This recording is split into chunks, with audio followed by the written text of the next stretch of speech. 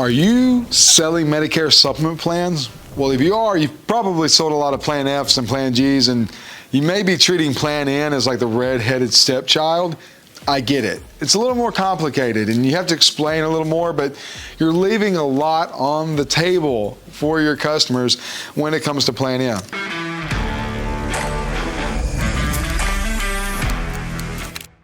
So I want to share a fact with you when it comes to Plan N, Plan Gs and Plan Ns. In our internal sales team, our LOA team we have in-house, when we're working T65s, people who are turning 65, we're actually selling around 45% of the time Plan N. That's a real fact. And that leaves us at around 54% that we're selling Plan Gs. And then 1% of the time we're selling Plan F.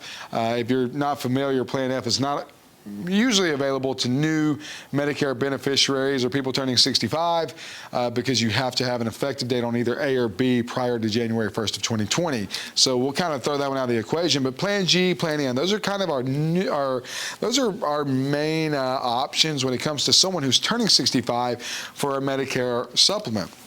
And a lot of agents have got a handle on Plan G. They know how to sell a Plan G. But when it comes to a Plan N, they struggle. And for us, it's a little confusing why it's so hard for some agents to get that. And let me tell you why. There's not that much of a difference. And I can actually make an argument that a lot of our customers, at least 45% of them, when presented both options, go with the Plan N. That's the direction that they go, especially in the direction that the market is going. And this is a great opportunity for you as an agent to have another product. And we're going to talk about why it can be beneficial for you. But we're also going to talk about why it's something that's beneficial for your customer. So in this video, we're going to talk about why sell Plan N. Why should I sell Plan N? Well, I'm going to break it down in 3 points for you, make it very easy and simple for you. Number one, let's talk about Plan N and why it's such a good product for you and your customer to have, for you to have in your toolbox for your customer. And that is it costs less than Plan G. Pretty straightforward. It costs less than Plan G.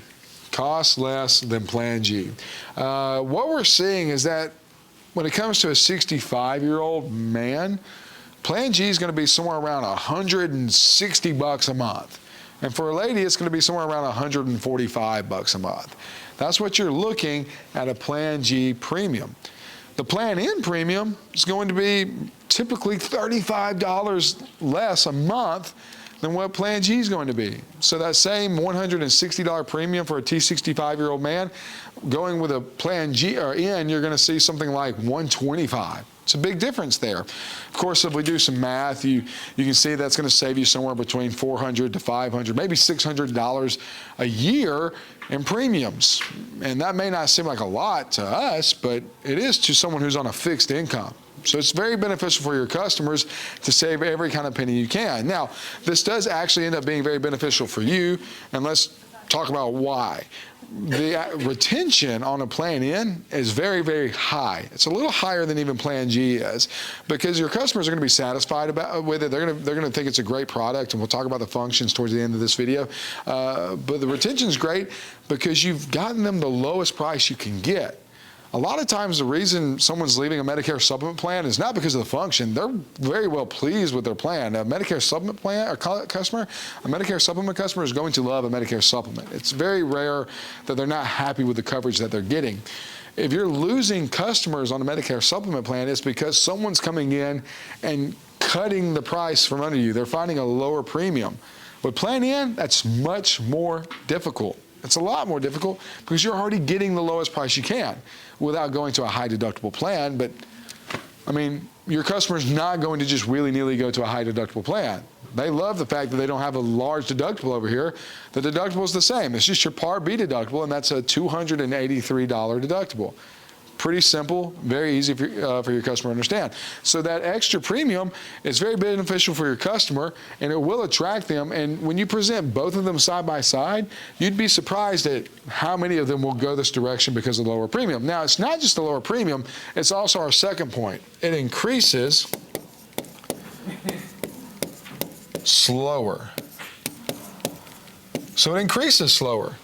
It increases slower. So it costs less than Plan G, but it increases slower than Plan G as well. What we're seeing is that Plan G on our book of business is increasing somewhere between 8 to 13% a year. So if we have a 200, we'll just use easy math here. If we have a $200 premium with Plan G, on average, the next year, that's going to be around $220 a month because we're going to see a 10% increase. Well, on Plan N, not only is it going to cost lower, it's going to increase slower. What we're seeing with our book of business in the areas that we write is that the premium is increasing somewhere between 1 to 5%. Now, this is great for your customer because premiums are going to stay steady, but that's great for you too as an agent. If my premiums are staying steady, then my customer's going to stay forever. They're used to the plan, they're happy with the function of the plan, and now not only is it cheaper than what the other options are, it's staying steady and consistent, and there's not going to be some crazy premium increase that I'm not prepared for. So my customers are happier. Plan G customers are going to move quicker than what Plan N customers are going to move. That's just what we've seen on our book of business. Is Plan G customers, I'm having to rewrite them sooner, which means that I have potential that they're going to go to another agent to rewrite that plan sooner, sooner than they would with a Plan N. You know, just because I'm their agent doesn't mean they're going to go to me every time. If they're ready to move their plan, I obviously run the risk of them going to someone else. I want them to be on the same plan as long as I can keep them on that same plan. And with Plan N, I'm absolutely able to do that because of the lower increases. Now, the third thing, this is my favorite part, is obviously with it costing less and increasing slower, I have more room to cross-sell. And this sounds like an agent benefit. It is, obviously. Like I'm able to, because I have more room to cross-sell, I'm able to get them additional coverage and we can make more commission, even if it's the same premium. So like I'm saying, let's give you an example. A Plan G is $35 a month higher.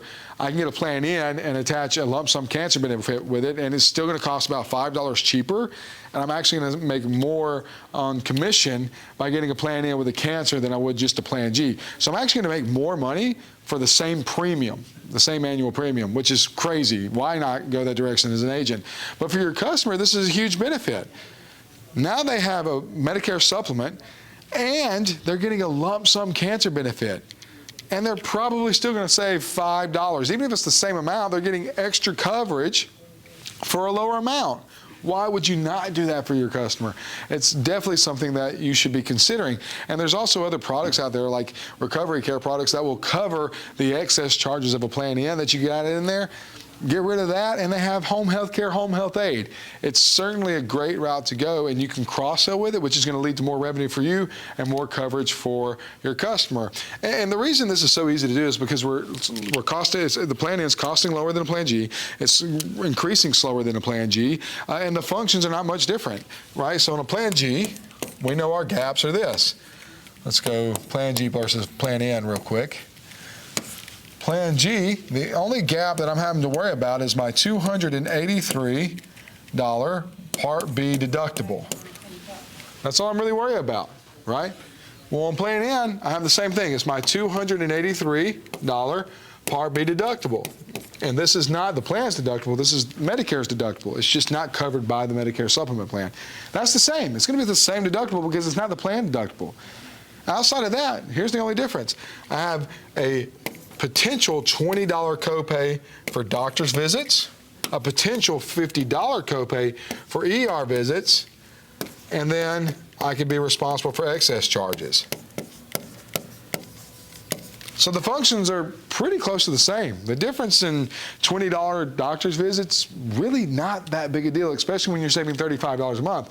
Most of your T65 customers are really only going to the doctor twice a year, most of the time. Sure, there are situations where they get more, but it doesn't happen a lot. And they hardly go to the ER. Obviously, can happen, but doesn't happen a lot. And the excess charges, less than 3% of doctors and medical professionals in the U.S. charge excess charges. So you have a 97% chance that your Plan N customers will not run into excess charges. And there are products out there that will cover those excess charges, something that you should consider. So at the end of the day, I'm saving $35 up front in month number or year number 1. But in the year number 5, maybe that's more like $60, $70 a month that I'm saving in that same time frame. That's certainly worth these few extra gaps that I need to take on. So at the end of the day, Plan N is a great option, and you need to be selling that. Get out there, talk about Plan N, offer it to your customers, and be the best partner you can be.